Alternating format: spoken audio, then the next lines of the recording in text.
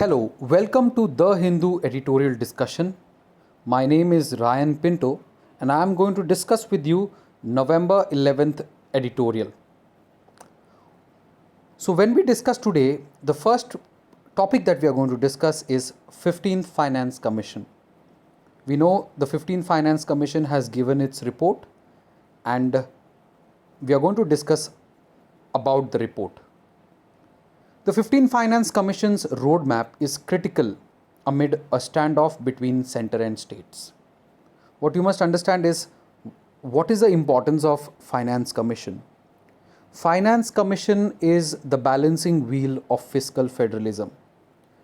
It helps in distributing finance between the centre and the states, and that's why it helps federalism, and that is why Finance Commission is important. So you must remember, Finance Commission important for distributing finance between the centre and the states. On November 11, 2020, the 15th Finance Commission submitted its report with the recommendations on the formula for sharing the divisible pool of tax revenue between the centre and the states for the next 5 years. So how much the centre will keep, how much tax the state will take according to Article 270.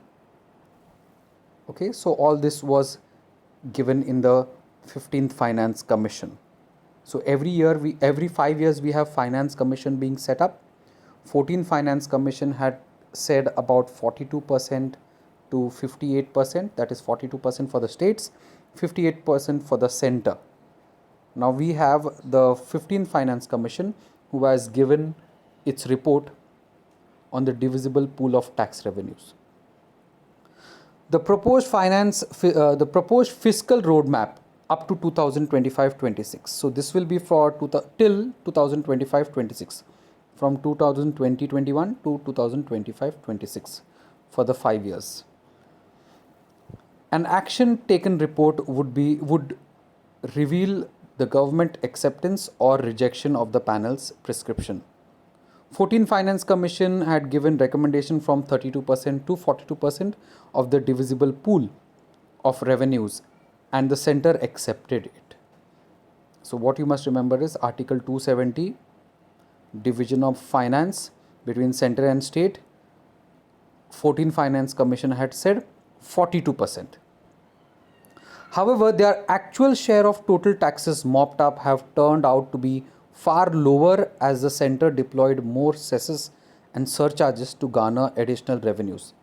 But what the centre is doing is, we have seen in the earlier editorials also, recently more and more cess has been put up so that the centre need not divide the taxes with the state.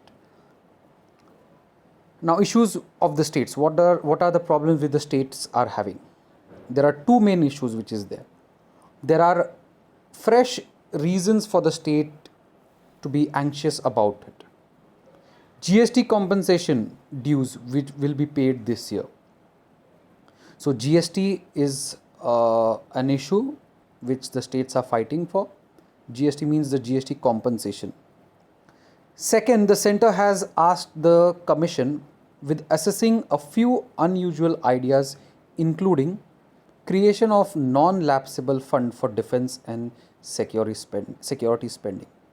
So what are the states scared of or anxious of? First is the GST compensation.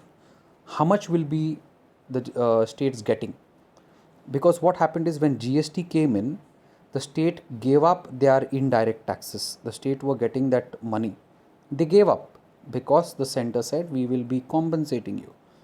Now the Finance Commission, it is awaited how much the compensation the Finance Commission is going to tell for the states. Second is to create a fund for defence and security spending. Defence and security spending is the centre's purview. It is in the centre's hand. But the commission has recommended that the states also should keep this, and they will be incentivized for it. And incentivizing for another thing is on the performance on reforms. How much reforms the states are bringing, and that way the money will go to the states. So these are some shaky points with the states are little anxious about. So remember, GST compensation, many a times UPSC can ask what is the issues between the center and state in the current finance uh, commission's report, that is GST compensation. Second is fund for defense and security. Third is performance on reforms. So another issue with the southern states are worried about is of 2011 population data. So the current finance commission, 15th finance commission, has given more weightage to the 2011 data instead of 1971. Now why are the South Indian states angry about it or anxious about it? We notice that the South Indian states have played a major role in family planning programs and controlling of the population, and the population has reduced drastically in the South Indian states, whereas the North Indian states are still having very high fertility rate and the populations are high. Now if you look at 2011 data and give money to the states accordingly, the North Indian states will get more finance.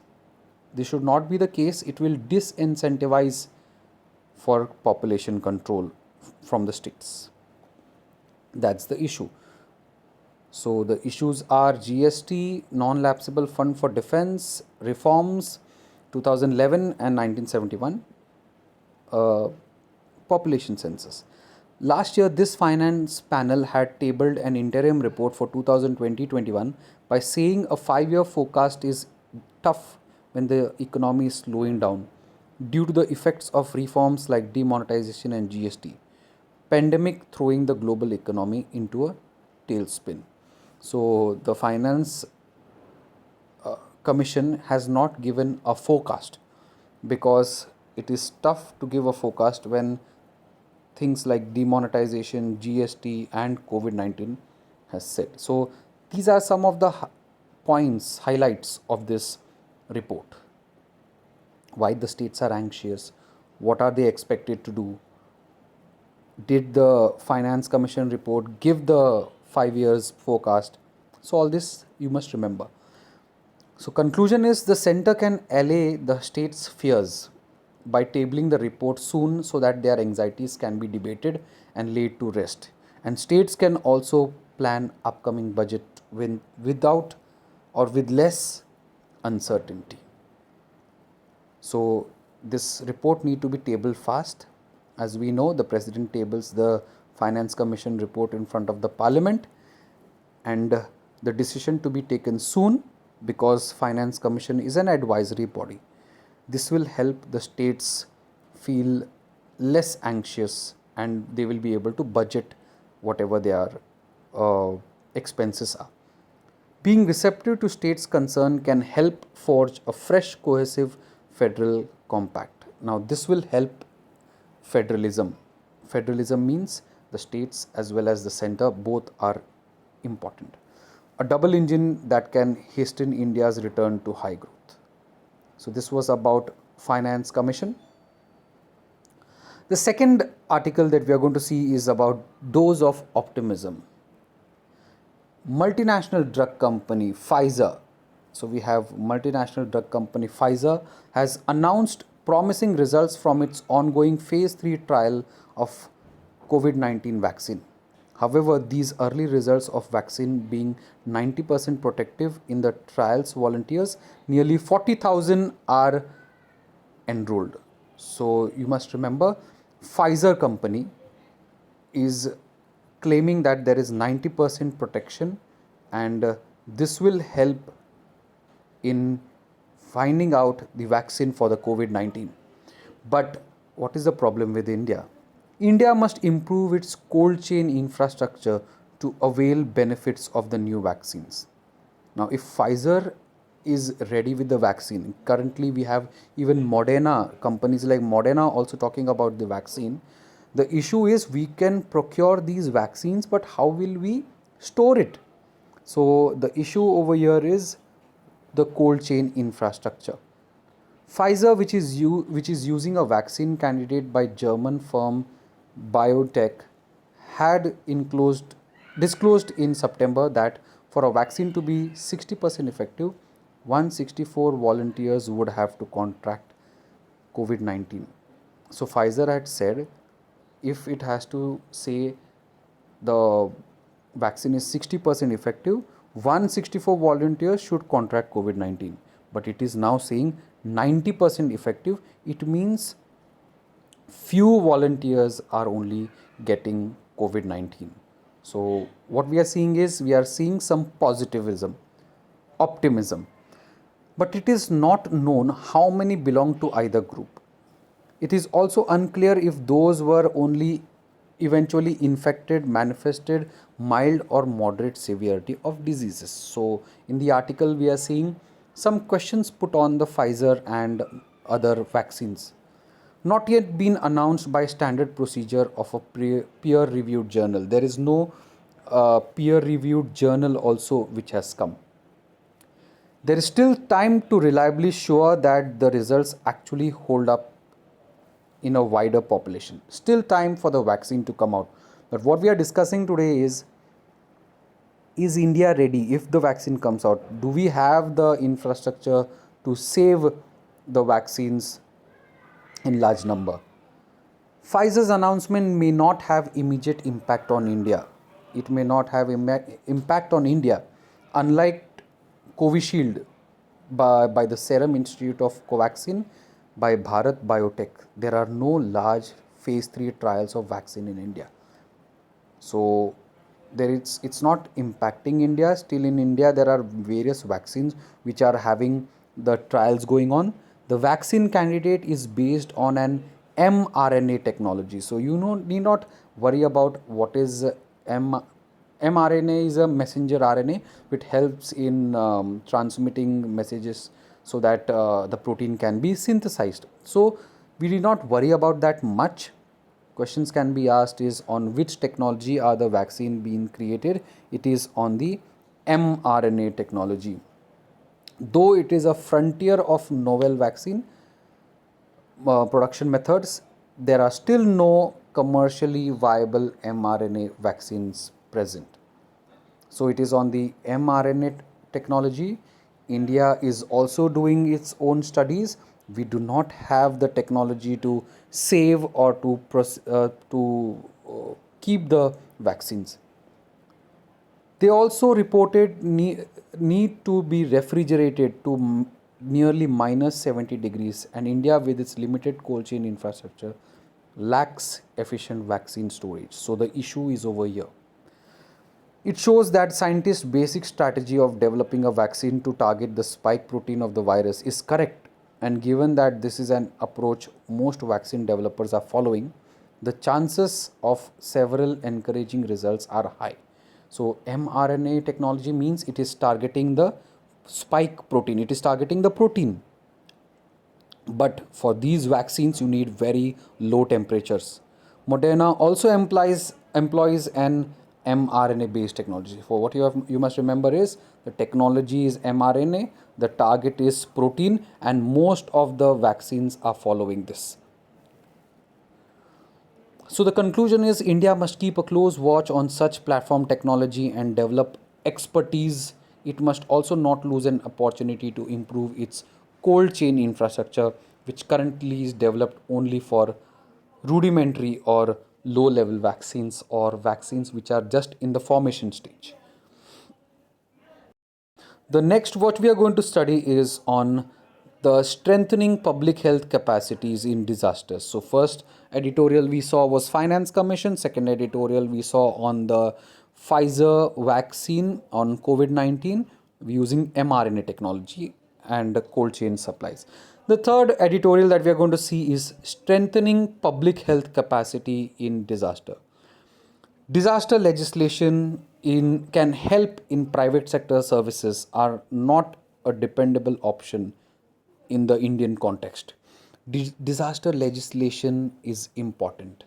We cannot depend on private sector services to help us from saving us from disasters. We can't depend on private hospitals or private rescue teams or private or doctors to make these vaccines, etc. So disaster can't be left to just private services. Government also needs to take come into the picture, especially by, if not by taking in charge, but at least make laws. Much of Europe today is witnessing a second wave of COVID 19, which is seemingly worse than the first. It is impossible to guarantee that a second wave will not be there in India. However, one does not get to witness the sharp reaction today that the early days of disaster evoked. So what we are seeing around, if you see around, there are people who going without mask and people very casual, people gathering in large number. It's like the COVID-19 has gone away, but that's not the case. There can be a second wave which is more worse, which we are seeing, the examples of which we are seeing in Europe. India's disaster management framework in writing of many pressing health issues. So we need to be very careful. Laws need to be made. In 2005, India enacted the Disaster Management Act. Let's see what is the Disaster Management Act 2005. What does it say? Which laid a institutional framework for managing disasters across the country. Till year comprised largely of reactive ad hoc measures applied in the event of a disaster. So till now it was mostly reactive ad hoc measures, was to be replaced under the Act with a systemic scheme for prevention, mitigation, and responding to the disasters. So before the 2005 Disaster Management Act came, the reaction was very ad hoc and reactive. But now it is more systemic, more planned, more mature, you can say. Significant gaps remain, but in terms of medical preparedness for the disasters. The Disaster Management Act is one of the few laws invoked since the early days of COVID 19 to further a range of measures, from imposing lockdowns to price control of masks and medical services.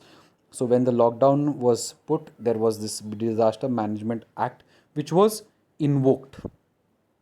Two important lessons emerged which will be discussed, that is, first, health services and their continuing development cannot be left, responsibility cannot be just put in the hands of the private. And second, the legal framework for disaster management must push a legal mandate for strengthening the health system. So two lessons which is very important, that is possibility, first is continuing development is needed, you can't leave it to the private sector. Secondly, uh, a legal provision is also necessary. What are the drawbacks in the private sector? So since the capping of the treatment prices in private hospitals, many instances of overcharging. So what we are seeing is, by in this disaster we need to learn some things so that we don't continue it in the future. There is this Disaster Management Act 2005, but what are the negative points? What have we seen in the COVID? More reliance on the private sector and less of legislation, less of regulation. So there was this cap which was put on the treatment prices, but there were many instances which led to the overcharging in the hospitals. Requisitioning of private sector services during disaster can hardly be dependable. Future development of hospital care service is being envisaged chiefly under publicly finance health insurance, which would be likely be private sector led. So our government, or you can say currently the policies are more tilted towards high health insurance. Like we have you must have heard about the insurance program, which was given by Narendra Modi, which will be more focused on private sector. Since everybody will have the insurance, private sector will boom. But the editorial is pointing out that public sector needs to come forward. Not, if not public sector, at least the regulation also, laws need to be made. But the Indian private sector landscape, characterized by weak regulation and poor, you can say, organization, is particularly infectious for mounting a strong and coordinated response to disasters. So it is weakly regulated, poorly organized. Regulatory ability could further compromise, and while publicly financed insurance could be a medium to introduce some order in this picture. So the focus is why public sector is needed, what are the problems in the Disaster Management Act, and how we could better manage the current COVID-19 situation. The fourth editorial, so first we saw on the Finance Commission, second we saw on the disaster management and related it with the COVID. Now we are going to see on providing quick psychological support. Community volunteers can be considered especially for children who are more vulnerable during crisis. So this editorial talks about the mental health issue, especially for the children. One section during COVID-19 which we have completely ignored is the children. World Mental Health Day was observed in October. The number of people with mental illness has been increasing. The country does not have enough mental health professionals, psychiatrists, clinical psychologists. Children are especially vulnerable to adverse mental health condition during such times. The Journal of American Academy of Child and Adolescent Psychiatry children movements have been severely restricted, are at high risk of experiencing feelings of loneliness, depressions, and anxiety during the pandemic. So you must remember the Journal of American Academy of Children and Adolescent Psychiatry. Children whose movements have been, so first remember, children are not moving from one place to another. They are just holed up or restricted at their home. They have a very high risk of experiencing loneliness, depressions, and anxiety. When schools are closed, children lose their moorings and are likely to get disoriented. UNICEF had conducted a survey. It pointed out that there is an urgency to look for the mental health and psychological well being of the world's children and lend support to the parents and give caregivers as well. So, UNICEF has said focus on the children and their mental health is needed. Odisha has some experience on psychological support because of the super cyclone in 1999 and severe cyclone in 2019. Orissa has done well. UNICEF, Nimhans of Bengaluru, and NGOs Bharat Gyan Vigyan Samiti made psychological support interventions for children traumatized by unsettling events. Volunteers were trained. Children were encouraged to participate in various activities like painting, music, storytelling, dance, quizzing, toy making, structured counseling. So the the whole issues, you must understand that the children are facing a lot of mental health issues. There needs to be training of volunteers for this. So all these were not in mainstreaming psychological support. Remember, a lot of psychological support is needed. As I have told you, we are not focusing on the mental health issues. We need to understand, we need to learn from the COVID 19 situation. We saw how the Pfizer and Moderna has, even if they invent a vaccine, we are not able to store it because we don't have the cold storages for the medicines. We have just seen how Disaster Management Act has not worked in the best of the manner. Psychological support now. So we are learning, we need to learn a lot from the COVID 19. Now that the pandemic has once again exposed this weakness, it is time for greater attention to be paid to the availability of adequate mental health services both in urban and rural areas. So greater attention need to be paid for urban as well as the rural areas. And that is where the role of community volunteers come into picture. Creating a cadre of community volunteers. You must remember, you need to create a cadre of community volunteers To reduce the burden on health workers, the Economist highlighted the inadequacy of mental health professionals in Western countries, as a result of which two-thirds of the people with a mental health problem do not receive any treatment. So just remember, two-thirds of the people with a mental health problem do not receive. Talk therapy recommended by WHO could be the first line of treatment. So volunteers are needed, NGOs are needed, pressure groups are needed, talk therapy is needed. To community volunteers, the experiences of countries such as Zimbabwe, Canada, New Zealand show that community volunteers with some basic training can supplement regular mental health services. Such volunteers work as frontline workers. The mental health needs of a society can be met not as a one off event and in sporadic manner, but on a sustained basis. So you must understand, mostly focusing on the COVID-19, what are the things that we can learn. We saw about the Pfizer. We need to focus on our health infrastructure. Then we spoke about the Disaster Management Act, where focus needs to be on legalization, on the laws rather than the private sector, and on the mental health issue, which is there. In October, there was the World Mental Health Day. Then, on the important topic again, unemployed. Some numbers you must be able to remember. Employment, finally, an election issue. So recently we had the elections in Bihar.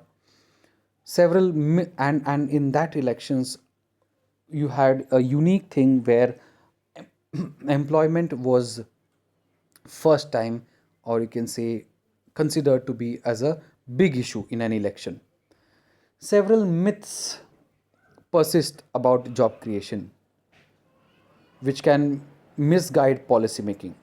Jobs are rarely far from the minds of the citizenry. So, what are the myths? First is that citizens don't care about the jobs, which is a myth. It is for the first time that unemployment has become an issue. This is not surprising. There is rising unemployment, especially because of GST and demonetization and now COVID 19. The economy had been slowing down for 9 quarters before COVID 19 due to the reasons that I just gave you. The government consistently denied that unemployment was a problem. It did not release the NSS National Sample Survey on unemployment until a week after election. Even the government hid the reports. The pandemic and the poorly planned nationwide lockdown caused the economy to contract. Bihar saw millions of poor laborers returning back. You must have seen in the news how the people were returning back. Tejasvi Yadav was the first to make joblessness an issue in election. He promised 10 lakh government job. It made the chief minister, the JDU or the BJP, countered him by promising 19 lakh new jobs. So this is what we should understand, that unemployment should be the talk or should be the reason for votes. Because if we don't talk about it, then we will be continuing the way we are. For nearly 10 years after 2003, GDP growth averaged more than 7% per annum. Non-agriculture jobs in India were generated at a rate of 7.5 million per annum. So just remember this number. GDP was growing at 7%, non-agricultural jobs at 7.5 million per annum. That's around 75 lakhs every year jobs. But only 2 million youth were joining the labor force. Because of increasing in colleges and schools, 2 lakh people were joining. So we had more of jobs and less of the demand. But new non-agriculture jobs pulled over 5 million per annum out of agriculture and into construction and other work, where Biharis and UP laborers got absorbed in large numbers. So when the slowly and steadily 5 million of them went to the construction and other work, where people from Bihar and UP got a lot of jobs. The economy began to slow thereafter. Demonetization and reluctance to competently handle the non-performing assets crisis sent the economy into a downward spiral. So we had demonetization, we had the NPAs, Post 2013, people are still leaving agriculture, but non-farm sector are not growing, or it is growing slowly. That is the concern. So earlier also we had non-agriculture jobs rising, but now the people are leaving farms, but there is slow increase in non-farm sector. First, only about 7% of total employment is increased. So this is about the non-agricultural jobs, which is around 7.5 million. Okay, and many of them coming from the agricultural sector to fill those jobs. Second, you must understand about the government jobs, which is very important. 7% of total employment is created in the government. So whatever employment is made, only 7% is in the government, including the public sector undertakings. Yes, yet that is what some are promising. So the promise of 10 lakh jobs, 19 lakh jobs, it's just 7%.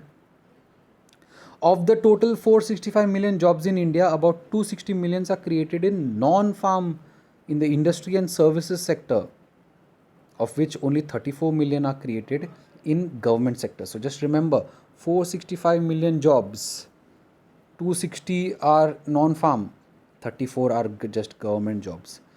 Here, private sector employment through appropriate government policy is crucial. However, simultaneously, measures are needed to fill the vacant government jobs. So there needs to be a balance, government jobs as well as the private jobs. There has been a massive decline of the government sector job growth from 1.3 million per annum, that is 13 lakh, to just 4 million per annum. So before 2012, it was 1.3 million per annum, and after the Narendra Modi government taking over, we have just 0.4 million per annum, which is increased. The central government tried to create a myth that the self-employed can create enough jobs. There was various mudra scheme, etc., for the startup India, stand up India, etc. So it created a myth. But is it creating jobs? The data have exposed this myth. It is clear that despite the government measures to promote self-employment, the number of youth engaged as self-employed declined from 81 million to 63 million between 2005-12, and further 49 million 2012-18. So the self-employed youth have actually declined. This is despite 95% of mudra loan being in the smallest Shishu category. The Ministry of Labour's Mudra study in 2018 had already demonstrated this fact. So this is by the Labour Ministry, that the self-employed youth are actually declining. Rise in unemployment. So we saw private sector, how much is the jobs in the non-farm sector, how much is the jobs in the agriculture, what is the situation of the self-employed. Now, National Education Policy 2020 is likely to increase the supply of vocationally trained youth. Okay, so now what is the situation of the jobs going to be? The vocationally trained youth are going to increase. Bihar saw girls' secondary enrollment rising because the government provided bicycles to girls who got promoted from 8th to 9th class. Hence, supplementary measures including development of infrastructure and local industrialization are necessary. So the vocationally trained youth are going to come for jobs. Girls are getting a lot of studies. They are going to ask for jobs. As per 2015-16 NSS survey, more than 99% of Indian enterprises are micro enterprises. With appropriate support, these enterprises can grow into small and medium. It is the private sector that creates jobs. The government's role is limited. Though, as I've told you, even the government needs to fill the vacancies. The focus will be on two kinds. First, remember this, first health and education sector, and police and judiciary have too few government staff. These are the sectors where the new government can expand government jobs. Second, in all government, state and central, the group C and D. So health, education, police, judiciary, all these are the government jobs where things can be increased. The jobs can be increased. C and D is having 89% of the Group C and D is giving 89% of the government jobs, leaving 11% to the Group A and B. Post pandemic, most states will need to increase spending on public health. Bihar's public health system is in shambles. According to WHO, there should be one doctor per thousand. However, in Bihar, one allopathic doctor serves 43,788 people. So we are seeing where the areas where jobs can be filled. We saw non-farm sector. We saw in the government scenario, government jobs. What is the scenario? In micro enterprises, in self-employed youth, and now in doctors, that is public health. So mostly the focus was on the COVID-19 and the lessons learned in today's editorial.